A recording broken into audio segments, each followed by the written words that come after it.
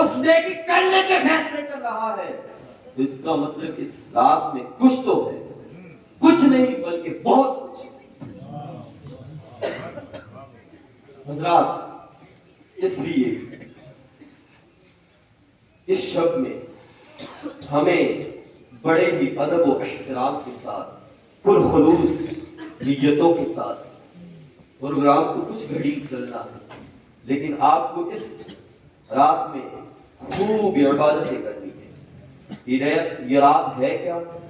اس رات میں ہم کیوں جمع ہوئے؟ یہ رات ہمیں کیوں عطا کی گئی؟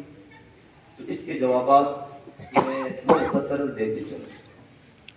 آخر یہ رات ہمیں عطا کی گئی، ہم اس سے پہلی امتوں میں تو یہ اتنی بڑی بڑی راتیں، اتنی فضیلت والی راتیں، شب قدر، شب برات، یہ تو نہیں تھی۔ اس امت کو کیوں عطا کی گئی؟ اس خاطر کہ پہلی امتوں کی عمریں بڑی لمبی ہوتی تھی، وہ عمل میں زیادہ، نیکیاں زیادہ کرتے جاتے تھے، لیکن یہ امت عمر کے اعتبار سے اتنی طویل نہیں، زندگیاں اتنی لمبی نہیں ہے، مختصر زندگی ہوتی ہے، اسی میں سارے اعمال کر کے جانے ہیں جو بنی اسرائیل پر بھی کیے ہیں، ان سے بھی اعلیٰ اعمال اس امت میں کرنے والے بندے موجود ہیں، تو ان کی برابری کیسے ہو سکے گی؟ ان کی بھرپائی ایسی بڑی بڑی باتیں کرتی ہے کہ جس میں عمل کرنا اس کے لیے بہت بڑے ثواب کا کام ہے۔ میرے آقا صلی اللہ علیہ وسلم کے پیارے دیوانوں، تو ہمیں یہ جو رب نے موقع دیا ہے، موقع کو غنیمت جاننا چاہیے، اور ہمیں خوب عبادت کر کے اس مختصر سی زندگی میں زیادہ سے زیادہ اعمال اللہ کی بارگاہ میں پیش کرتے ہیں، کیونکہ اس رات میں اعمال بھی اللہ رب العزت کی بارگاہ میں پیش کیا جاتا ہے۔ تو میرے آقا صلی اللہ علیہ وسلم کے پیارے دیوانوں، دوسری بات یہ ہے کہ رات ہے کیا؟ اس رات کا کیا مرتبہ ہے، کیا فضیلت ہے جس میں ہم جمع ہوئے؟ تو حضرت علی رضی اللہ تعالی عنہ ارشاد فرماتے ہیں کہ آقا کریم صلی اللہ تعالی علیہ وسلم نے ارشاد فرمایا کہ جب شعبان کی 15ویں رات آتی ہے، آپ سب کو پتا بھی ہے کہ مہینہ شعبان کا ہے، کیونکہ آج جنوری فروری زیادہ چلتے ہیں، تو یہ مہینہ ہمارے کیلنڈر کے حساب سے، اسلامی حساب سے شعبان کا مہینہ ہے، اور آج 15 تاریخ ہے۔ تو اب یہاں یہ سوال ہے کہ 15 کہاں سے ہوئی؟ 15 تو 12 بجے کے بعد ہوتی ہے، یہ تو ابھی عشاء کا وقت ہی ختم ہوا ہے، 15 تو ہوئی نہیں۔ تو یہ بھی بتا دینا چاہتا ہوں کہ اسلامی تاریخ مغرب بعد سے ہی تبدیل ہو جاتی ہے، جیسے ہی مغرب کی نماز ہوئی اسلامی تاریخ چینج ہو جاتی ہے۔ میرے آقا صلی اللہ علیہ وسلم کے پیارے دیوانوں،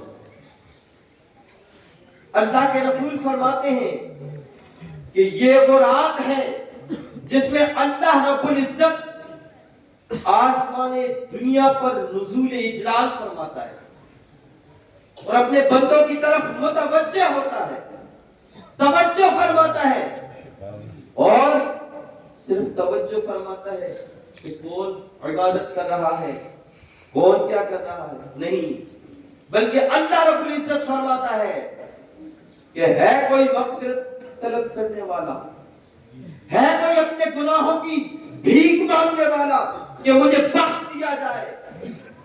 صرف اتنی ہی آواز نہیں، بلکہ اللہ اس سے آگے فرماتا ہے کوئی بخشش طلب کرنے والا کہ میں اس کے گناہوں کو دھل کے رکھوں، میں اس کے سارے گناہوں کو معاف کر دوں، چاہے سمندر کے جھاگ کے برابر ہو، دنیا کے ریت کے سروں کے برابر ہو، کتنے ہی گناہ دے کے کیوں نہ بیٹھا ہو، ہے کوئی بڑے سے بڑا مجرم جسے میں معاف کر کے رکھ دوں، اس کی ساری خطاؤں کو، درششوں کو بخش کے رکھ دوں۔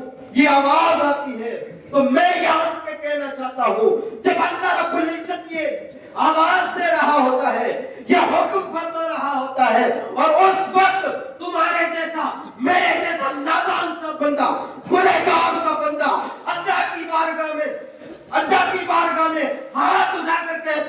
یا رب العالمین یہ سب سے بڑا مجرم اللہ سے کہہ دے کہ مولا تیرا حکم ہے، تیری ندا ہے، میں کہتا ہوں سب سے بڑا مجرم یہ بیٹھا، اسے بخش دے۔ بتاؤ جو رب یہ اعلان کر رہا ہے، ایک بندہ اس کا جو اسے حکم دیا گیا ہے کہ وعدہ خلافی نہیں کرنی، تو بتاؤ جو رب العالمین ہے وہ اپنے وعدے سے مکر سکتا ہے؟ کبھی نہیں ہو سکتا۔ تو نہیں ہوگا تو یہی ہوگا کہ اس کے گناہ بخش دیے جائیں گے، اس کے گناہ دھل دیے جائیں گے۔ اور دوسری ندا آتی ہے، اللہ فرماتا ہے کوئی رزق طلب؟ یہ بھی تو بہت بڑا مسئلہ ہے کوئی سرمایہ کا جستجو؟ ہے کوئی اپنے خرچے چلانے کے لیے پریشان ہو جسے میں رزق عطا کر دوں؟ اللہ رب العزت کا یہ فرمان ہے، وہ متوجہ ہو کر فرما رہا ہے کہ کوئی مانگ سکتا ہے اپنے رزق کی دولت؟ بڑے پریشان پھرتے ہیں، بڑے محنت کرتے ہیں، لیکن رزق پھر بھی پورا نہیں ہوتا۔ ہے کوئی ایسا مانگنے والا؟ تو اس وقت کوئی اللہ کی بارگاہ میں گڑ گڑاتے ہوئے، روتے ہوئے، آنسوں کی جڑیاں پیش کرتے ہوئے کہتے مولا میں حاضر ہوں، سب سے بڑا غریب ہوں، نادان ہوں، پریشان ہوں، مولا دنیا کی مشقتیں ختم نہیں ہوتی، یہ تیری آواز ہے، تیرا فرمان ہے، میں تیری بارگاہ میں رزق کی بھیک مانگتا ہوں، میری جھولی میں ڈال۔ تو اللہ رب العزت کا حکم ہوگا جا میرے بندے تیری ساری رزق کی پریشانیوں کو ختم کر دیا، لیکن مسئلہ تو یہ ہے رزق مانگنے کی جگہ نہیں مانگا جائے گا، مانگا جائے گا تو مسجدوں کی طرف لوگوں سے بھیک مانگی جائے گی۔ دینے والا جب رزاق وہ ہے تو اب تو رزاق سے کیوں مانگنا؟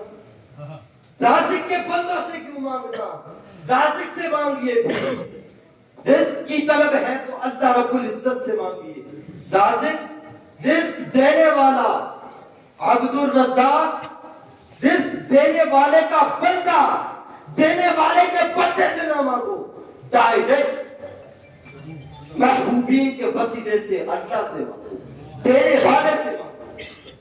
اور تیسری ندا یہ آتی ہے کوئی مریض، ہے کوئی بیمار، ہے کوئی مصیبتوں میں پھنسا ہوا، اللہ کے فرمان کو دیکھیے، سب سے بڑا مغفرت ہوتی ہے مسئلہ، کیونکہ آخر میں جا کے مسئلہ کھڑا ہو جاتا ہے، زندگی تو کیسے ہی، اس کے بعد رزق، ہر جگہ پیسہ چاہیے، اور پھر پیسہ بھی ہو لیکن صحت نہ ہو، پیسہ بہت ہے صحت نہیں ہے، بیمار پڑا ہے، لاچار پڑا ہے، پیسے پہ دھوکے کیا کرے، پیسے کو جلائے کیا کرے، صحت نہیں تو پیسہ کس کام کا؟ تو اللہ رب العزت پہلے فرما رہا ہے مغفرت کی طلب مانگ لے، رزق رہے گا پھر بھی کچھ نہیں ہوگا، صحت کے ساتھ مرے گا پھر بھی کچھ نہیں ہوگا، مغفرت کی طلب مانگ لے، مغفرت کی بھیک مانگ لے، آخر میں بیڑا پار ہو جائے گا۔ اور اس کے بعد دنیا کا مسئلہ ہے، دنیا میں رزق کی کمی ہے، رزق مانگ لے، رزق کے بعد بھی اگر پریشانیاں پڑتی ہیں تو بیماریوں سے شفا مانگنے والا ہو کوئی تو آج شفا مانگ لے، میں اسے شفا دے دوں گا، آرام سے زندگی بسر کرے گا، صحت مل جائے گی، پیسہ مل جائے گا، اور بخشش کی بھیک مل جائے گی۔ جسے یہ میسر ہو اسے دنیا میں چاہیے کیا بلکہ آخرت میں بھی کیا چاہیے، جسے مغفرت کی بھیک مل جائے، جسے اللہ رب العزت یہ تین چیزیں عطا کر دیں تو باقی چیزیں انشاءاللہ خود حل ہو جاتی ہیں۔ میرے دوستو عزیزو، دوسری بات میں عرض کر رہا ہوں، یہ حدیث مکمل ہوئی، یہ رات بڑی عظیم رات ہے. تو اس بات میں دوسری بات اور آخری بات ہی کہوں گا، چونکہ علماء کا حکم کا میں معذور ہوں.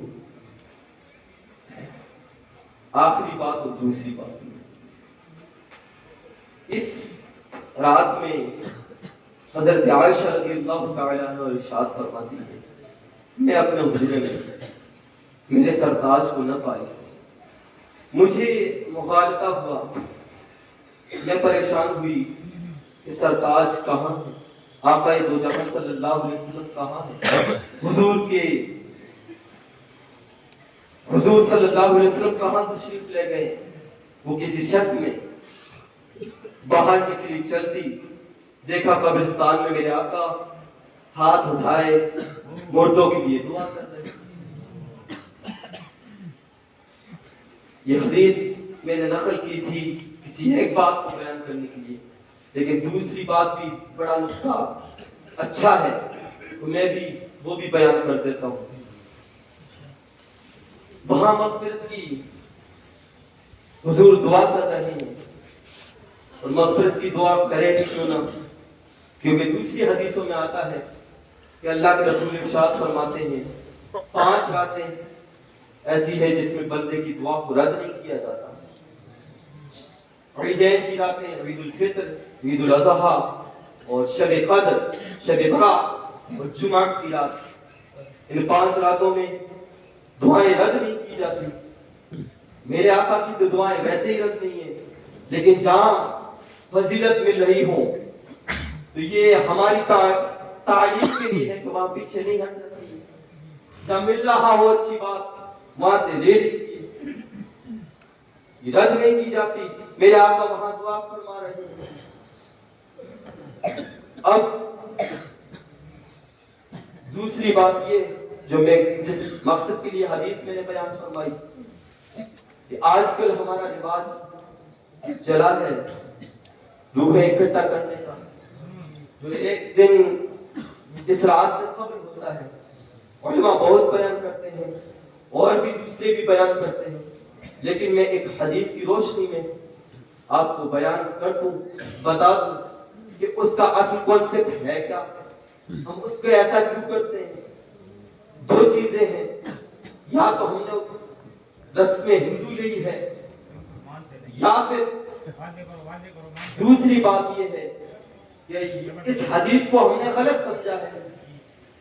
جہاں اس حدیث میں تو یہ ہے کہ 5 راتوں میں سے شب برات ہے، یعنی آج کی رات ہے جس میں دعا رد نہیں کی جاتی. جہاں دعا رد نہیں کی جاتی تو وہاں اپنے لیے مانگے تو دوسروں کے لیے بھی مانگ لے، مرحومین کے لیے بھی مغفرت کی دعا مانگ لے، ان کے لیے بھی ایصال ثواب کر دے تاکہ وہ بھی چلے لے کے کچھ چلے جائیں.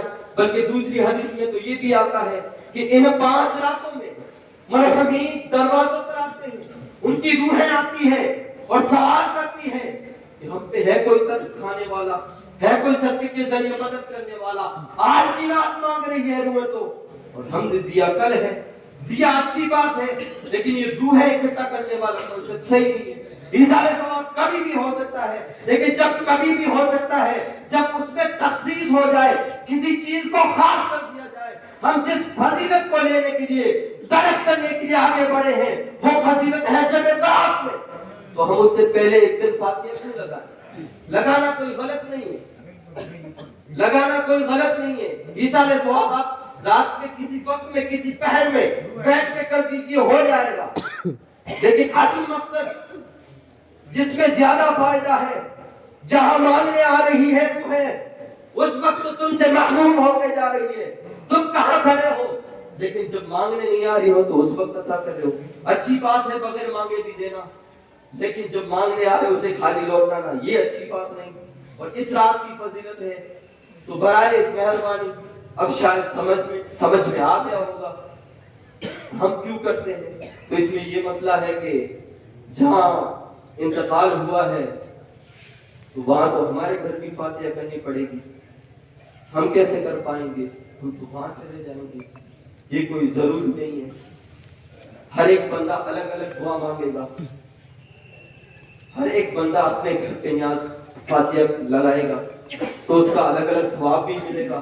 قریب میں ہے تو جا سکتے ہیں, اور ایسا کوئی ضروری نہیں ہوتا. غم میں شرکت کرنا یہ تو ہے, لیکن فاتحہ ہر فاتحہ میں جانا یہ تو کہیں ہم نے لازم و ضروری سمجھا نہیں. یہ ایک رشتہ کے طور پر جاتے ہیں, جو رواج رسم چلا آیا ہے وہ تو ایک الگ سی بات ہے, لیکن اگر کوئی نہیں جا پائے تو کسی کو مطالبہ بھی نہیں کرنا چاہیے. ہونا چاہیے کیا, کوئی اپنے گھر پہ فاتحہ کرنا چاہے اور عظیم رات میں کرنا چاہے, اور جو غلط کانسیپٹ ہے اسے چھوڑنا چاہے, تو اس سے یہ مواخذہ تو نہیں ہونا چاہیے کہ ہمارے گھر آئے, بلکہ یہ مواخذہ کوئی کرتا بھی نہیں. بس یہ رسم ہے جسے چھوڑا نہیں جاتا, لیکن اب اللہ جسے توفیق دے وہ چھوڑے گا انشاءاللہ العزیز. اور دوسری بات میں اس حدیث کے ذریعے جو کہنا چاہ رہا تھا وہ یہ ہے کہ اللہ کے رسول قبرستان میں موتوں کے لیے, میتوں کے لیے, امت کے لیے دعائے مغفرت, دعائے خیر کرنے گئے ہیں. تو جو رسول ہمیں رات کی تاریکیوں میں نہیں بھولتے ہیں, جو آقا ہمیں رات کی غمگسار ظلمت و تاریکی میں نہیں بھولتے ہیں, تو اسے تو ہم نہیں بھولتے ہیں. میں انہیں بھولنے کا تو کہوں گا نہیں, وہ تو ہمارے دل میں ہے, ہمارے جگر میں ہے, انہیں تو نہیں بھولتے, لیکن ان کے حکم کو, ان کے فرامین کو بھولنا ہمارا شیوا نہیں, کیونکہ وہ کبھی بھی مانگتے ہیں تو ہاتھ اٹھاتے ہیں امت کے لیے, جو ہمارے لیے کرے اس کا ہم پر حق بنتا ہے کہ ہم اس کی ایک ادا کو نہ چھوڑیں, اس کے ایک ایک حکم پر عمل کریں. آج کتنے لوگ یہ عہد کر رہے ہیں حضور کے طور و طریقے پر ہم چلیں گے, حضور کے حکم پر ہم چلیں گے. یہ نوافل کا جو سلسلہ ہے کہ شب برات میں, شب قدر میں نوافل ایک اچھی شے ہے, لیکن جو حکم خدا بندی, حکم مصطفی کا پابند نہ ہو, اس کے لیے نوافل تو کوئی شے ہے, اس کے نوافل قبول نہیں ہوتے. تو آپ اس رات میں عہد کیجئے, مولا آج کی رات کے نوافل تو ہمارے چھوٹے, ہمارے ہاتھ سے گئے, لیکن اب مولا تجھ سے یہ وعدہ کرتا ہوں, تجھ سے یہ التجا کرتا ہوں, تجھ سے یہ فریاد کرتا ہوں, مولا جتنی نمازیں کہیں جس کے صدقے میں اتنے بڑے بڑے نوافل میرے تیری بارگاہ میں قبول نہیں ہو رہے, لیکن اب تجھ سے عہد کرتا ہوں, تیری بارگاہ میں التجا کرتا ہوں, مولا نوافل تو قبول نہیں, لیکن میری اس دعا کو قبول کر دے کہ اب میری کوئی نماز نہیں چھوٹے گی, اور آئندہ شب برات میں میرے نوافل بھی تیری بارگاہ میں پہنچ جائیں گے, اور وہ بھی اس آیت کے ساتھ کیے کہ نماز نہ چھوٹے, اور پھر نوافل پڑھیے. اس نوافل میں مزہ کیا ہے سب سمجھ میں آئے گا, نہیں کہ 6 رکعت 7 رکعت پڑھنے کا کوئی فائدہ نہیں ہوتا ہے. تو میرے عزیزوں, نوافل پڑھنے کا منع کرنا میرا اس میں مقصد نہیں ہے, مقصد میرا نماز کی طرف لانا ہے. آپ نماز کی طرف آئیے, پھر نوافل کا شوق خود بخود جاگتا ہے. ایک عابد بنتا ہے تو فرائض کے ذریعے, کئی احادیث میں آیا ہے میرے آقا فرماتے ہیں کہ جاؤ کہہ دو تم میرے محبوب بننا چاہتے ہو, میرے ساتھ رہنا چاہتے ہو, نماز کے ذریعے میری مدد کرو. جو رسول اللہ نماز کے ذریعے مدد چاہ رہے ہیں, یعنی تم اگر ساتھ انہیں چاہتے ہو تو نماز کے ذریعے کہہ رہے ہیں کہ تم میری مدد کرو, تو آپ نماز کو چھوڑ کر نفل کے ذریعے مدد کریں گے. جو کہہ رہا ہے آگے والا اسی کے ذریعے مدد کیجیے, دوسری شہر لاکھوں پیش کر دیجیے, اس کے کام کی نہیں تو وہ کیا کرے. جو سے چاہیے وہ دیجیے, رب کو نہیں چاہیے, رسول اللہ کو نہیں چاہیے. یہ میں دنیا کی مثال پیش کر رہا ہوں, لیکن وہاں یہ تھوڑا سا نتیجہ مل رہا ہے.